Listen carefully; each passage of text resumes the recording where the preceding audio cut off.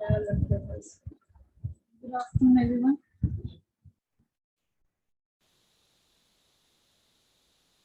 Good afternoon, ma'am. Good afternoon, ma'am. Good afternoon, ma'am.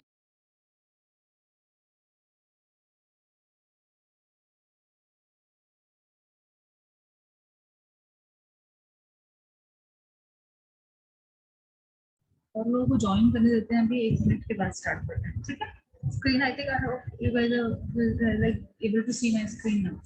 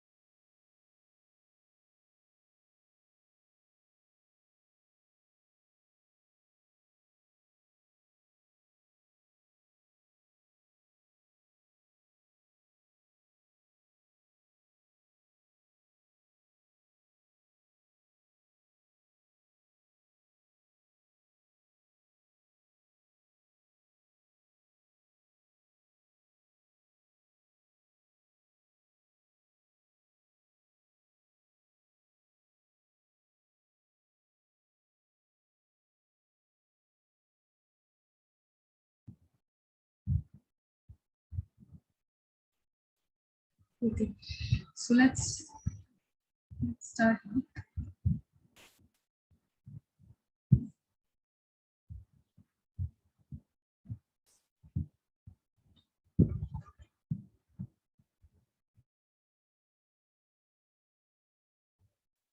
Yesterday we were discussing project and what are those basic or basic or the important points we should consider while writing a project. So we have discussed already a few points, जैसे कि हमें stakeholders को identify करना है, हमारे क्या requirement है, उनसे मीटिंग करके हमें सेट करने हैं, गोल्स अपने प्रायोरिटाइज करने हैं, गोल सेट करने हैं, ऑब्जेक्टिव सेट करने हैं, और उसके बाद डिलीवरेबल्स है कि हम हर किसी का अपना अपना एक टारगेट सेट करने हैं कि every team member has got this particular target to be delivered, this particular target to be delivered. Those are called deliverables. Key, this would be my deliverable in a month's time, in 2 months' time, or maybe in a year's time, whatever time duration the project has, the project plan has. उसके बाद create the project schedule. Schedule है कि आप जो हमें timelines के हिसाब से जितने भी नंबर ऑफ स्टेप्स हमें या नंबर ऑफ वर्क हम लोगों में असाइन करेंगे एक दूसरे को टीम मेंबर्स को या in the entire team, we will have to create a proper schedule. For example, this timetable we follow for your classes, this is also a kind of schedule that this particular time this week we will have this class, this time पर ये class होगा, ये particular lecture इस particular faculty में लेना है. So this is also your schedule for your classes. So in the same fashion, in the same manner, project also has its schedule कि इस डे में, इस टाइम में, इस मंथ में ये पर्टिकुलर टारगेट अचीव होगा, या कंप्लीटेड टारगेट हमने कुछ रखा है प्रोजेक्ट का, तो उसका सम पार्ट और some percentage of this particular thing we will have to achieve in maybe 1 months time, 2 महीने के टाइम में इतना अचीव करेंगे and all that. So this is basically the project schedule जो हम create करेंगे, और ये सब चीजें अभी हम planning phase में हैं. That we are planning everything, this way we will be doing this way, that way. Maybe if we are able to take some help through charts to make the team explain better about their targets, about their schedule, about their work which they have to complete within what timeline, तो हम उन चीजों की help ले सकते हैं. ठीक है, ये सब प्लानिंग जब हो जाती है उसके बाद फिर इम्प्लीमेंटेशन फेज आता है, that we actually now have to implement the plan we have defined, तो हमें कैसे कैसे करना है, क्या क्या काम करना है, वो हम अब करेंगे. So practically implementation will take place later on. So when we are talking about project writing, we are actually planning. that how the project will be executed or implemented in future. ठीक है, exact हमारे as per plan के हिसाब से implementation हो ये 100% possible नहीं है. Why? Because future is uncertain. There can be a few things which can arise in future जो हमने कंसीडर नहीं किया. There can be certain risks. Risk be factor involved रहता है. Risk factor will always be involved whenever we are talking about future. कल के बारे में हम कुछ भी अगर एनालिसिस कर रहे हैं, कुछ भी प्लानिंग कर रहे हैं, कुछ भी हम शेड्यूलिंग कर रहे हैं, तो हमारा 100% प्लान इम्प्लीमेंट होकर सक्सेसफुल हो जाएगा इसकी गारंटी बहुत कम है, क्योंकि रिस्क इन्वॉल्व रहता है. We can not, although we can consider all those points कि क्या क्या रिस्क आ सकते हैं आने वाले टाइम में, बट 100% श्योरिटी किसी को भी किसी भी चीज की नहीं है. कुछ ना कुछ ऐसा अनफोर्सिंग सर्कमस्टेंस कभी भी आ सकता है जिसकी वजह से जैसा हमने प्लान किया वो 100% एग्जैक्टली वैसे ही एग्जीक्यूट नहीं हो पाता. So that basic point is risk assessment कि क्या क्या रिस्क हो सकते हैं. हम सारे पॉइंट्स वो भी जॉब हम कर सकते हैं कि फ्यूचर में हमें पैसे की कमी तो नहीं पड़ सकती, फ्यूचर में हमें मैन पावर की कमी तो नहीं पड़ सकती. अगर आज 10 लोग हैं टीम मेंबर्स, तो क्या कल को किसी के सामने में कोई मिसहैपनिंग ना हो जाए, 10 के 9 ना हो जाए, 8 ना हो जाए, उस टाइम पर हम क्या करेंगे? You know, future will not remain the, maybe the things will not remain exactly the same in future the way they are today. आज हम 10 लोग काम कर रहे हैं सपोज, या एक प्रोजेक्ट के टाइमलाइन शेड्यूल हमने सब कुछ सेट कर लिया. हो सकता है हमने जो आज नेम्स डाले हों टाइमलाइंस में या शेड्यूल में, वो नेम्स कल को चेंज ही हो जाए. हो सकता है 10 मेंबर्स 10 ना ही रहे, right? So those are all risk factors. ये सारे फैक्टर्स हमें कंसिडर करने पड़ते हैं व्हाइल वी प्लान. हर चीज हम सोच के चलेंगे कि ऐसा हो गया तो क्या करेंगे, ऐसा हो गया तो क्या करेंगे. We have to be prepared, we have to proactively work. Proactively का मतलब है कि हमें पहले से ही अपना हर जो भी फैक्टर्स हैं जिसकी वजह से हमें अपना इम्प्लीमेंटेशन या एग्जीक्यूशन में प्रॉब्लम कल को आ सकती है, या कोई ऐसा सर्कमस्टेंस आ जाए जो अनफोर्सीन है, जो कि हम आज नहीं देख पा रहे हैं, आज हमारे साथ नहीं है, कल को हो सकता है. वो सब चीजें हम कंसिडर करेंगे. Also we will have to take care कि if our project is implemented into overseas countries also, maybe the other people are also involved, or maybe that project is also implemented overseas. When I say that means out of India, any country which is not in the boundary of India is overseas. तो अगर हम उनको भी consider करें, so we will have to consider their culture, their holidays, their busy seasons, their free times, their holidays, कब वो लोग काम करेंगे, कब वो लोग नहीं करेंगे. We have to make our schedule according to them also, considering all those factors. ये सारी चीजें भी हम किस में अपनाएंगे? रिस्क असेसमेंट में. जो भी हमारे पास इश्यूज फ्यूचर में हो सकते हैं वो सब हम आइडेंटिफाई करेंगे, क्योंकि अभी हम क्या कर रहे हैं? प्रोजेक्ट राइटिंग कर रहे हैं. We are writing a project wherein we are planning to execute in future. ठीक है, अब हमने अपना प्रोजेक्ट प्लान तैयार कर लिया. Project plan is that this is what our business plan is, this is how we will proceed, this is how much time it will take, who will do what tasks, everything is assigned. Now what that particular project plan which is completed, हमें वो present करना है stakeholders को. Stakeholders कौन हो गया? For example beginning में, जैसे कि अब हमें प्रोजेक्ट स्टार्ट करना है, ठीक है, हमने प्रोजेक्ट प्लान डिफाइन कर लिया, रेडी कर लिया, हमारे पास टीम है, सब कुछ है. अब टीम फ्री में तो काम करेगी नहीं, nobody would work for free, they would require salaries, they would require at least something to work. काम करने के लिए उनको कुछ ना कुछ remuneration, compensation in the form of salary और व्हाटएवर वे, कुछ ना कुछ उनको चाहिए रहेगा. वो फाइनेंस हमको प्लान करना है. प्रोजेक्ट को स्टार्ट करने के लिए हमको कुछ ना कुछ पैसा चाहिए होगा, वो हमें प्लान करना है, वो कहाँ से आएगा, राइट? एग्जीक्यूशन और प्लानिंग में डिफरेंस ये है कि planning would not involve that much cost जितना कि एग्जीक्यूशन में हमें कॉस्ट लगने वाला है हर चीज का. Those people will sit somewhere, we will require an office also for them, कहाँ पर बैठकर काम करेंगे. They would also require some maybe resources to work on, they would require some computers, some laptops, all those things will require a huge investment. तो stakeholders कौन हो गए? Maybe those banking institutions जो जहाँ से हम finance करवाएंगे अपने उस प्रोजेक्ट प्लान को एग्जीक्यूट करने के लिए. अब बैंक भी ऐसे हमको पैसा तो नहीं दे देगा. If we would go to any bank and say कि okay we would want this much crore of rupees, 10 crore, 50 crore, whatever, आप हमें दे दीजिए. तो no bank will give us that way. They will require some guarantee either, और they will require some project plan में भी अगर हम उनको दिखाते हैं this is our plan, we would have to executed in this way, ये है हमारा इस पर्टिकुलर स्टेज के बाद से अर्निंग जैसे आने स्टार्ट हो जाएंगी, हम आपको अपना रीपेमेंट प्लान भी बताएंगे कि इस टाइम से हम आपको पैसा वापस करना शुरू कर देंगे, ये इंटरेस्ट पे हम रेडी हैं लेने के लिए, नहीं है गारंटी के लिए आप ये चीज ले सकते हो, हमारे पास अभी इतना पैसा है, ठीक है, वो सारी चीज। So those are all stakeholders. हम अब अपना प्लान जो है प्रेजेंट क्यों कर रहे हैं स्टेक होल्डर्स को, क्योंकि एक्चुअली में मैंने फर्स्ट पॉइंट में बता दिया कि स्टेक होल्डर्स कौन है, all those people who are going to be impacted by that project are the stakeholders. Those can be customers also, those can be the people involved, those can be the competition in the market, जो हमारे competition होंगे, जो same काम कर रहे हैं हमारे आने से मार्केट में, या नया कोई प्रोजेक्ट कोई कंपनी स्टार्ट होती है अगर ऑर्गेनाइजेशन में, तो उसके जो कंपटीशन है उन पर भी इम्पैक्ट पड़ता है, उनका थोड़ा बहुत बिजनेस हम लेंगे, काम अब वो जो कर रहे थे अगर कोई नया पर्सन करने लगता है तो ऑब्वियसली वो भी थोड़ा प्रॉफिट अर्न करेगा, कंपटीशन का प्रॉफिट थोड़ा कम होगा, शेयर होगा, क्योंकि मार्केट तो सेम ही है, उतना ही मार्केट है, उतने ही लोग हैं, उतनी ही डिमांड है, राइट। सप्लाई अगर कोई और दूसरा पर्सन भी करने लग जाएगा तो दूसरे लोग सफर होंगे। तो जहां जहां जिस स्टेक होल्डर को जिस स्टेज पर हमें जितना अपना प्रोजेक्ट प्लान को बताने की जरूरत है हम उतना प्रेजेंट करेंगे। प्रोजेक्ट प्लान जो हमारा है या बिजनेस प्लान जो हमारा, this is one of the most confidential document, we would not present it to everybody like that. कोई भी वो प्लान इजीली कॉपी करके खुद ही काम करने लग जाएगा, इसके पास पैसा हो, right. But so we should know कि कौन से स्टेक होल्डर को हमें किस स्टेज पर कितना बताना है, प्रेजेंट करना। It's not that we would be disclosing our business plan to everybody like that at the very first stage, we would not do it. Maybe to the business institutions or the banks जिनसे हमें पैसा लेना, हमें initial stage पे शायद उनको बताना पड़े, but not to everyone, not to all the competition at least, ठीक है।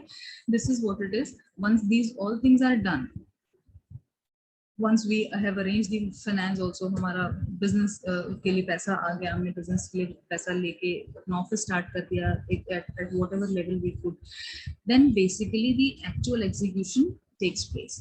और अगर कोई रनिंग ऑर्गेनाइजेशन नहीं है, कोई न्यू प्रोजेक्ट आया है but within the same organisation आया है, यानी कि न्यू ऑर्गेनाइजेशन नहीं है but plan is new, then obviously उसके लिए थोड़े बहुत रिसोर्सेज एक्स्ट्रा होते हैं। एक रनिंग ऑर्गेनाइजेशन में ऑलरेडी बहुत सारे ह्यूमन रिसोर्सेज होंगे, मैन पावर होगी, बहुत सारी मशीन्स भी होंगी, डेल लैपटॉप्स हैं, लेकिन कुछ स्पेयर में भी हो सकते हैं। तो हमें वो देखना है कि एग्जिस्टिंग रिसोर्सेज में से हम कितने हमारे पास बैकअप में है कि हम न्यू प्रोजेक्ट में यूज कर सकते हैं, जो एक्स्ट्रा हमारी कॉस्ट लगी वो कितना है, हमें वो कहाँ से मिल सकता है, ठीक है। न्यू रिसोर्सेज और कितने हायर करने पड़ सकते हैं। रिसोर्सेज हर तरह से होते हैं, इट्स नॉट जस्ट कि ह्यूमन रिसोर्सेज होते हैं, जो लोग काम कर रहे हैं, टीम भी एक रिसोर्स है ऑफ कोर्स, बट उसके अलावा और सारी चीज जो ह्यूमन रिसोर्सेज जिस पे काम कर रहे हैं, जहां बैठ के काम कर रहे हैं, जिसके साथ काम कर रहे हैं, those all factors are the resources which are used in any project. So we have to consider all those resources while planning or while writing a project, क्योंकि वो सारी चीजों की जरूरत हमको इम्प्लीमेंटेशन में पड़ने वाली है। और अगर हमने कोई भी ऐसी चीज छोड़ दी प्लानिंग करते टाइम या प्रोजेक्ट राइटिंग करते टाइम, जो कि हमें प्रोजेक्ट एग्जीक्यूशन में जरूरत पड़ेगी और हमने कंसिडर नहीं करा, तो हमारा फ्यूचर में जो हमने आज प्लानिंग के हिसाब से प्रॉफिट सोचा है, वो प्रॉफिट फिर कम हो जाएगा। हमने कॉस्ट कुछ कॉस्ट जो हमें इनकर होने वाली है फॉर श्योर, जिसको हम नेगलेक्ट नहीं कर सकते, वो अगर हमें फ्यूचर में होगी तो हमें वो तो इनकर करनी ही है। और अगर हमने वो कंसिडर नहीं करा था तो इसका मतलब हमने जो प्रॉफिट अपना प्रोजेक्ट राइटिंग में कंसिडर करा है वो गलत कंसिडर करा और एक्चुअल में हमें प्रॉफिट कम होने वाला है। So we should while writing any project be considering all the points, all the factors which can affect possibly, जो हम सोच सकते हैं फ्यूचर में, ऐसा भी हो सकता है, ऐसा भी हो सकता है, क्या क्या हो सकता है, वो सब कुछ सोच के हमें प्लान करनी होती है and then we move forward. अगर कोई सारे रिस्क फैक्टर्स हमने जो हो सकते हैं वो सभी कुछ हमने कंसीडर करके अपने आप को प्रिपेयर कर लिया है, तो फ्यूचर में हमें लॉसेस कम होंगे, ठीक है। या फ्यूचर में हमें कुछ ऐसा अनएक्सपेक्टेड चीज भी अगर हो जाती है तो we are prepared to face that. Clear है कि कुछ फैक्टर्स हैं जो कि प्रोजेक्ट रिपोर्ट को अफेक्ट करते हैं, कुछ भी कि हम किस इंडस्ट्री में हैं, किस इंडस्ट्री का प्रोजेक्ट हम कर रहे हैं, may be it can be banking industry या कौन सा इंडस्ट्री, आईटी इंडस्ट्री है, ठीक है, सर्विस इंडस्ट्री है, कोई मैन्युफैक्चरिंग इंडस्ट्री है, क्या है, हम कहाँ से, कौन प्रमोटर होगा हमारा, कोई प्रमोटर है जो पर्सन हमको, promoter is the person basically जो at the initial stage of any company when it gets started, it helps for the finance, maybe through banking sector or through his means, और हमारे brand को थोड़ा सा promote भी करता है market में, नए नए लोगों को बताएगा, उसके जो मार्केट में लिंक्स है उनको बताएगा कि ये एक प्रोजेक्ट आने वाला है, ये कंपनी नहीं आने वाली, बहुत अच्छा करेगी ये कंपनी, के बड़े बिजनेस प्लान्स हैं, जैसे कि कोई भी एक Walmart, if we talk about like 15 years back, Walmart today is an MNC, right? उस टाइम पर ये कंपनी आने वाली थी इंडिया में भी, सो पीपल थॉट कि ठीक है जैसे ही आएगी we would want to join in, तो सोचिए उसका इतना उसने मार्केट में अपने आप को प्रमोट कर लिया था in India that it has got no problem in getting the human resources for itself. फिर मार्केट में इतना नेम क्रिएट हो गया थ्रू प्रोमोटर्स हुआ या थ्रू व्हाटएवर मींस हुआ, थ्रू मार्केटिंग हुआ उनका, या जैसे भी उन्होंने किया, ठीक है। हमारा कहाँ से जो भी हमारा हमें फाइनेंस अरेंज करना है, हमारा क्या रीपेमेंट शेड्यूल होगा, these are all factors which are going to impact or affect any project report or any project plan also. Clear है? इसमें कुछ क्वेश्चन है किसी को?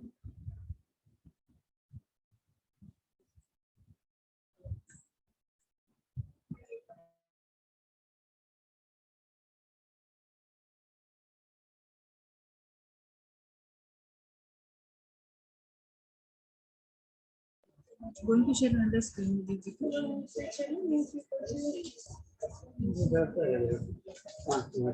Okay, so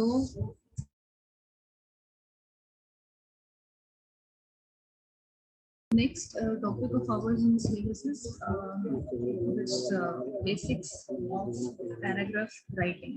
अगर हम देखेंगे टॉपिक नेक्स्ट जो हमारे सिलेबस में वो है बेसिक्स ऑफ पैराग्राफ राइटिंग। हमने प्रोजेक्ट राइटिंग पढ़ लिया है, प्रोजेक्ट रिपोर्ट पढ़ लिया है, उनके क्या इम्पोर्टेंट पॉइंट्स हैं जो हम कंसिडर करेंगे व्हाइल राइटिंग एनी प्रोजेक्ट और while writing any project report, ये सारा हमने कंसिडर कर लिया।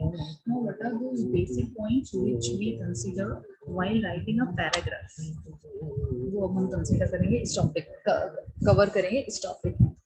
सो बेसिकली पैराग्राफ राइटिंग जो है what exactly we know before moving forward the basics paragraph writing या पैराग्राफ को लिखने के लिए जो फॉर्मेट उसका है उसमें क्या क्या पॉइंट्स हमें कंसिडर करने चाहिए। उससे पहले हमें ये समझ लेना चाहिए कि पैराग्राफ होता क्या है, पैराग्राफ हम कब लिखते हैं और क्या पर्पस है उसका या क्या यूज है उसका, एंड पैराग्राफ होता क्या है। Basically we will understand the meaning of that first. So a paragraph discusses one idea in detail, यानी कि whenever somebody, suppose मैंने आपको बोला कि you write a paragraph on कोई भी करंट टॉपिक उठाकर मैंने बोल दिया कि this is the topic you will have to write on that topic, so write a paragraph on that. Now what would you do? You know that paragraph is what it discusses one idea, एक idea discuss करता है किसी भी एक topic को लेके। जैसे हम एसेज लिखते हैं या कुछ भी करते हैं तो उस पर्टिकुलर फॉर्म में हम उसके बारे में, उस टॉपिक के बारे में अगर हम कुछ भी डिटेल में डाल रहे हैं और those points related to that particular point which is the topic we have considered to be writing the paragraph on, तो उस पर्टिकुलर चीज के बारे में, उस पर्टिकुलर टॉपिक के बारे में हम जितना ज्यादा जानते हैं अपनी नॉलेज के हिसाब से हम पैराग्राफ में डाल सकते हैं। ठीक है, पैराग्राफ की लेंथ एज सच कुछ डिफाइंड नहीं होती कि आपको 100 ही वर्ड्स का लिखना है या 1000 वर्ड्स का लिखना है या 10,000 वर्ड्स का लिखना है या क्या करना है। Whenever if you are talking about our syllabus, तो उसमें ये है कि अगर आपको you will then should identify कि कितने मार्क्स का क्वेश्चन अगर आ रहा है आपको, तो अगर सब्जेक्टिव क्वेश्चन आ रहा है कि राइट अ पैराग्राफ और for this and then it is just for 5 marks, और if it is for 10 marks you should understand कि ठीक है 10 मार्क्स का है तो मुझे 200 250 300 वर्ड्स तक लिखना पड़ेगा। अगर 5 मार्क्स का है तो शॉर्ट नोट भी लिखूंगा तो चल जाएगा, राइट। सो नंबर जो लेंथ है, basically length will vary depending upon the marks we have asked for. ठीक है, या फिर इन आर जनरल लाइफ अगर कोई हमें बोलता है कि you right a paragraph on that, जैसे बहुत सारे लोग ब्लॉग्स लिखते हैं, बहुत सारे लोग कॉलम्स लिखते हैं न्यूज़पेपर में, सो इट डिपेंड्स वहां पे कि उसको कितना स्पेस मिला हुआ है लिखने के लिए, कितना स्पेस मिला, उसका कितना कंटेंट प्रिंट हो सकता है। कोई पर्सन को सपोज मुझे कोई टॉपिक अगर कोई देता है, मेरे पास नॉलेज है कि मैं उसके ऊपर 1000 वर्ड्स लिख सकती हूँ, ठीक है, I really want to get that paragraph to be printed in a newspaper as a blog और समथिंग लाइक दैट, तो उसके लिए मुझे एक तो स्पेस खरीदना होगा, स्पेस का मेरे पास कैपेबिलिटी है या नहीं 1000 वर्ड्स को प्रिंट करवाने की, क्योंकि अगर आप कहीं पर कुछ suppose print, I am just taking you little away from your syllabus, but I am just trying to make you explain कि क्या एग्जैक्टली पैराग्राफ होता है। अगर किसी को, it depends, paragraph length depends on the knowledge of the person जो लिख रहा है, उसके बारे में जो टॉपिक उसको दिया गया है। क्लियर है? तो पैराग्राफ बेसिकली क्या है, कुछ भी नहीं है, it's just the detail to be written or any idea, whatever knowledge you guys are sharing. Anybody who writes the paragraph, who is sharing his ideas on a given topic. If this is you can say in definition or meaning of the paragraph, अपने language में बनाकर लिख सकते हो। अब paragraph जब हम लिखते हैं तो हमें कुछ डिफाइंड फॉर्मेट है इसका। When I say defined format क्या मतलब कि क्या कितने पार्ट्स होंगे, पार्ट्स हैं या क्या है, किस तरह से बिगनिंग होगा, किस तरह से बीच का जो कंटेंट है वो रहेगा, middle of the content of the paragraph या बॉडी ऑफ द पैराग्राफ में क्या क्या रहेगा, एंड में क्या होगा, क्लोजर कैसे करना है, कंक्लूजन देना है नहीं देना है, क्या करना है। सो that is all a defined format of a paragraph. Parts of paragraph को हम उसको हम पार्ट्स में बेसिकली वी राइट कि ये इस तरह से हमें स्टार्ट करना है। For example if we have started writing a paragraph, तो पार्ट्स में ये 3 चीजें बेसिक हैं, 3 या 4 चीजें हम कंसिडर कर सकते हैं। एक first is topic sentence. Topic sentence में हमें ये ध्यान रखना है कि आइडिया क्या है, मेन हमारा टॉपिक जो है उससे डिविएट ना हो, मतलब टॉपिक के बारे में ही हम लिखें। For example if the topic is environment, or say if the topic is today's weather, if the topic is global warming, if the topic is COVID, anything COVID, okay, that's the very important topic these days, the current topic which we can write on. So anybody can write on COVID. सबको पता है, everybody seeing in news every day कितनी deaths हो रही हैं, कितने new cases आ रहे हैं, how harmful it is to which kind of people it is impacting. तो टॉपिक सेंटेंस क्या बताता है हमको कि जो हमारा टॉपिक है हम उससे रिलेटेड ही सेंटेंसेस को पैराग्राफ में यूज करेंगे, उससे डिविएट नहीं होंगे। जो चीज उससे डायरेक्टली या इनडायरेक्टली भी related, just a minute, I am getting a call.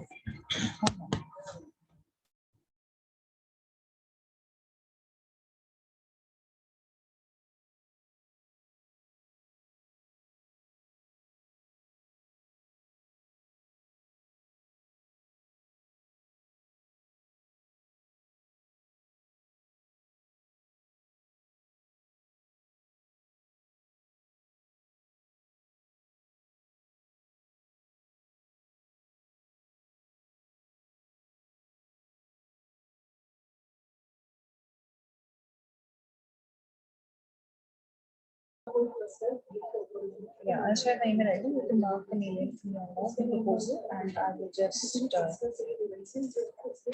get back to you on that. Please mention your number in the email. Yeah, that's fine. Sorry. So,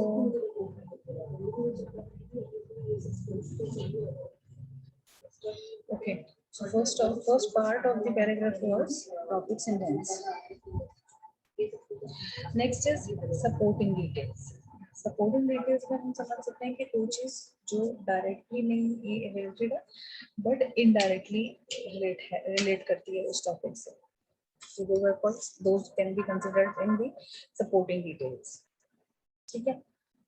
and next is the concluding sentence. Concluding sentence का मतलब है चाहे वो छोटा सा paragraph हो या 2-4 sentences के बारे में डिटेल हो या छोटा सा पैराग्राफ हो, which will conclude.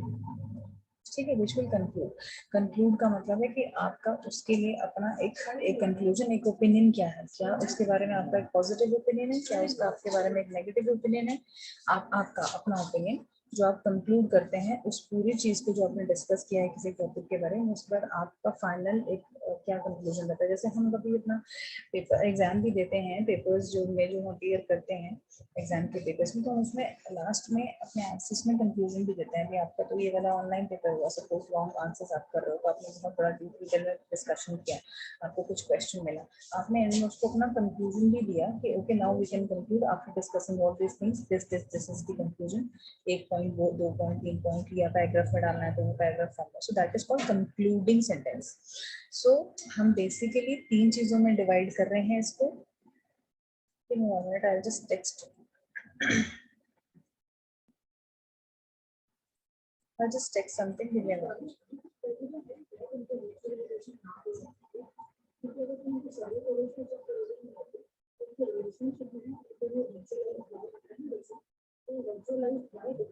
Okay so अब हम टॉपिक सेंटेंस को देखते हैं कि क्या है. The main idea of each paragraph is stated in a topic sentence that shows how the idea relates to the thesis and the overall focus of the paper. When I say paper, यहाँ पे इसका मतलब है कि जिस topic के बारे में हम बात कर रहे हैं कंप्लीट उसके बारे में डायरेक्ट आइडिया जो भी सेंटेंस हमें बताएगा that is basically the topic sentence, जिसमें कि हम generally in the beginning we would like to start with the sentences किसी भी पैराग्राफ का जो कि बिल्कुल डायरेक्ट उससे रिलेटेड होगा.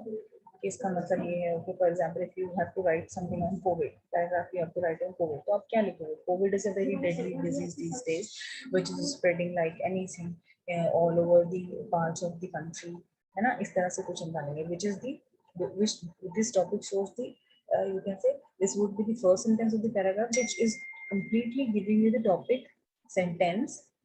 That means that topic sentence is going to give you the idea behind that particular topic very clearly. At the very first point, at the very first sentence, you will be able to understand that किसी ऐसे disease के बारे में बात हो रही है या ये बहुत ज़्यादा harmful है कोई चीज़, है ना. अगर हमको जो कोई topic ऐसा है suppose if you write anything about weather or anything, if you want to write it on food, so you can start with a very positive sentence also. Food is something which on which everybody is surviving, and that's the basic necessity of human beings or even the animals or any living being to survive. तो समझ आएगा. अच्छा खाना is very important, है ना.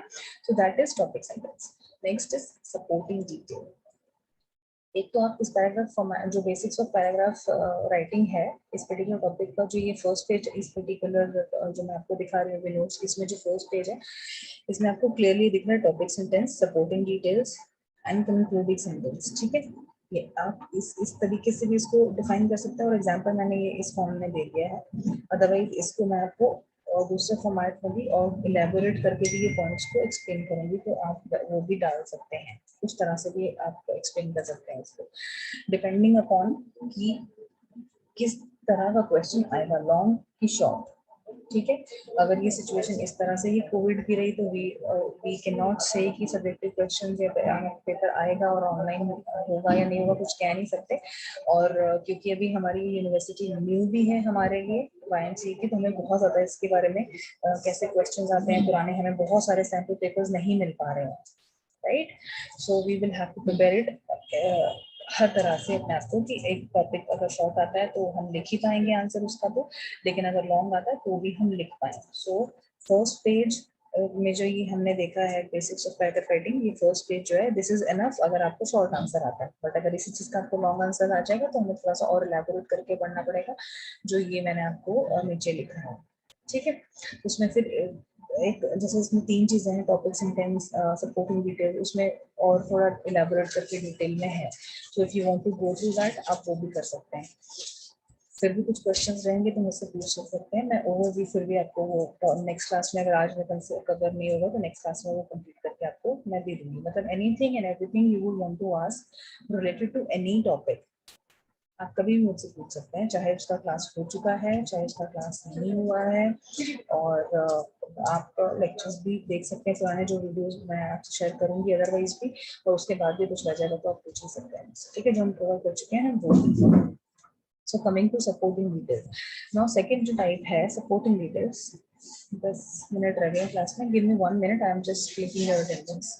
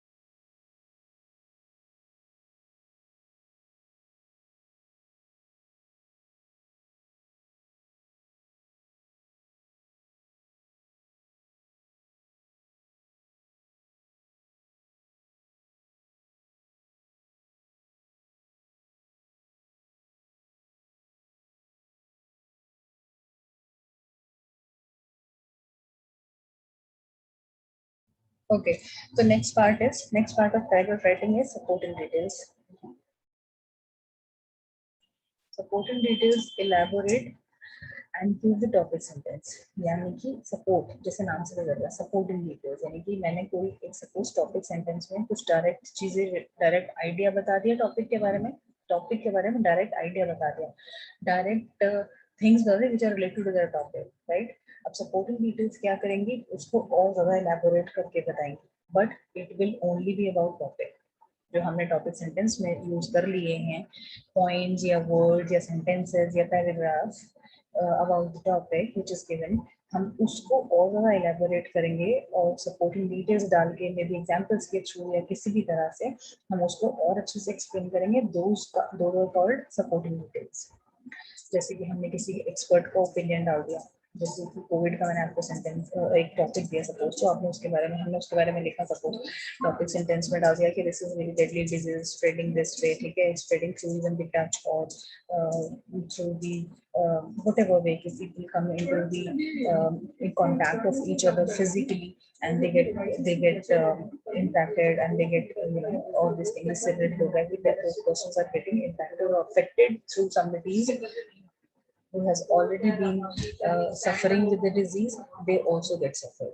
ऐसा कुछ हमने लिख दिया। उसके बारे में हम एक्सपर्ट ओपिनियन क्या हो सकता है, डॉक्टर्स का एडवाइस हमने दे दिया कि doctors advice in such bad time, doctors are advising कि भाई you should be staying at home, you should follow the lockdown, you should follow the government rules. Government has also taken some certain initiatives to advise people what to do, what not to do, wear mask, these all things। ये expert की opinion हो गया ना, mask where करना है हमको अपना face cover करके रखना है, we don't have to touch things, they can own things and the unwanted things outside, we have to use sanitizers। these are all what experts opinion है ये उस चीज के बारे में। तो आपने उसको सपोर्ट करके, एक्सपर्ट ओपिनियन एक तरह से सपोर्टिंग आपके लिए डॉक्यूमेंट हो गया या सपोर्टिंग सेंटेंस हो गया, सपोर्टिंग पैराग्राफ हो गया, जिसके थ्रू आप अपने टॉपिक सेंटेंस को और ज्यादा स्ट्रॉन्ग बना रहे हैं, ठीक है। या आपके पास अगर कोई फैक्ट्स एंड फिगर्स हैं, जैसे कि this particular disease for example we are showing कि is really deadly, how you can show this is deadly, why, because there are so many deaths are taking place every day. आपने कोई facts and figures जो भी हमारे पास हैं through news, through whatever means, हम वो एक्सप्लेन कर देंगे कि every day there are like 3 to 4,000 people who are dying। Ma'am हाँ जी अनुपम। मैम साइड में से ना आवाज आ रही है मैम, आपका भी मैम थोड़ा मिक्स हो जाता है ना, उसमें मैम दिक्कत आती है सुनने में। आवाज आ रही है मैम ये फिर मैम मिक्स हो जाती है आपकी आवाज, उसमें फिर मैम सुनाई नहीं देती। अभी क्लियर है? इसमें ठीक है। सो बेसिकली हमने एक्सपर्ट्स ओपिनियन डाल दिया, अगर हमारे पास है तो, नहीं है तो जरूरी नहीं कि हर पैराग्राफ राइटिंग में हमारे पास ये सारी चीजें सपोर्टिंग डिटेल्स में है तो होगी। कोई रिसेंट में कोई उससे रिलेटेड कोई स्टोरी हुई हो,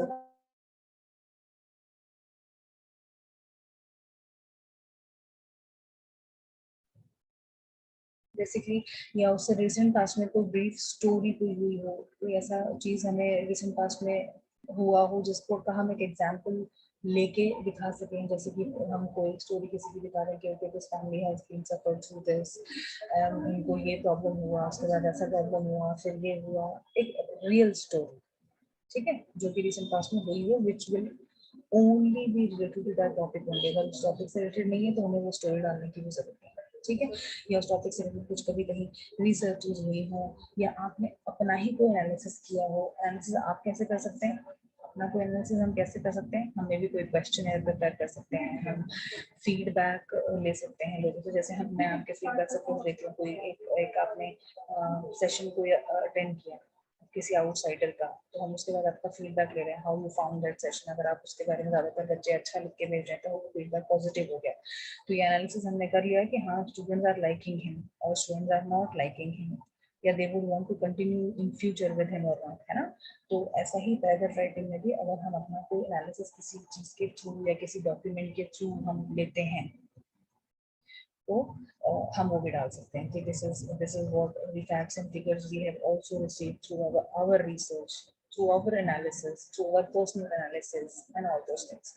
या आपका खुद का कोई उस तरह की पर्सनल एक्सपीरियंस रहा हो, या आपने खुद किसी को देखा हो सफर करते हुए। सपोज अगर हम कोविड की बात करें तो हमने जैसे देखा ये कितने सारे लोग वहाँ पर आप बहुत सुन भी रहे हैं अपने दूर के रिलेटिव्स में या कहीं पर भी या नेबर्स में भी, एवरीबडी सफरिंग, राइट।